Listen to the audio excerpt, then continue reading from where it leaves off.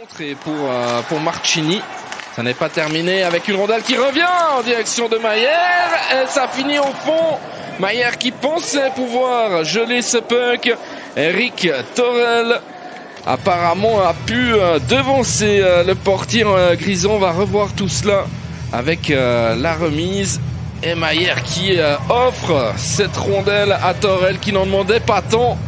Robert Mayer qui se trouve complètement sur cette action et l'ouverture du score qui est donc offerte aux Zougois en tout début de tiers. On revoit les malheurs du portier Robert Mayer pour cette ouverture du score. Et Eric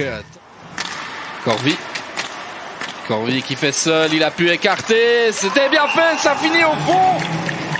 Eh bien Corvi, le meilleur passeur de cette formation qui sert Palushai qui pensait voir son lancer stoppé par Giannoni à 4 contre 4. Les Grisons qui parviennent à égaliser. On va revisionner vidéo review. Mais ce but semble tout à fait valable. Giannoni qui relâche dans son propre filet. Palushai bien lancé, pique au centre. Et il parvient à 26 Salonen qui explique à Stadenman qui n'était pas sûr à 100% dans le direct que Palushai n'avait pas touché le portier. Score d'égalisation Grison. Réussite qui va être accordée à Palushai.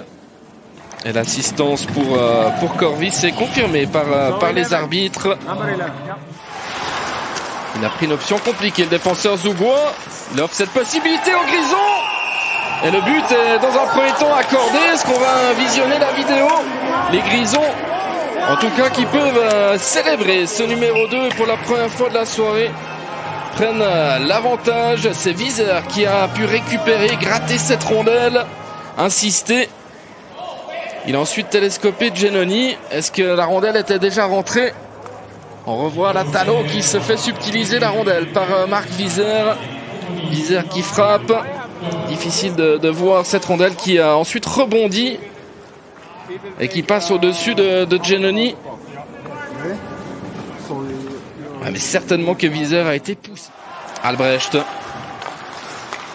avec une nouvelle frappe en direction de Mayer. C'est revenu et le but va être accordé. Zenner qui a pu remiser en back-end.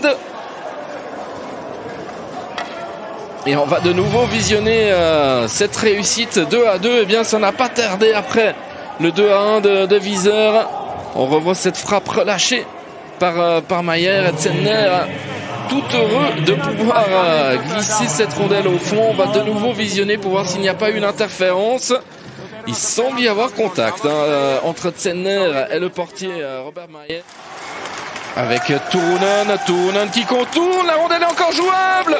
De la botte droite, Giannoni tout heureux avec Herzog qui contourne et qui parvient à marquer à 5 petites secondes. Eh bien on est allé jusqu'au bout du suspense dans cette partie. 22h22 et les Grisons qui s'imposent en prolongation. Des Grisons récompensés pour tous leurs efforts tout au long de cette partie. Et Herzog qui avait encore de l'énergie. Il y a eu Hoffman qui était bloqué avec son portier au premier poteau. Herzog en a profité pour contourner. Il n'a pas été inquiété, Herzog.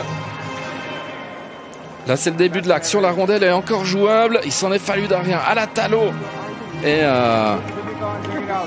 et Hoffman se sont précipités pour jouer cette rondelle. On revoit tout cela, un très bon travail dans un premier temps de Turunen qui provoque cette situation. Giannoni qui ne voit plus la rondelle. Il s'en est fallu d'un rien à la Talo. Hoffman se jette sur le puck et Herzog qui peut contourner tout le monde et venir inscrire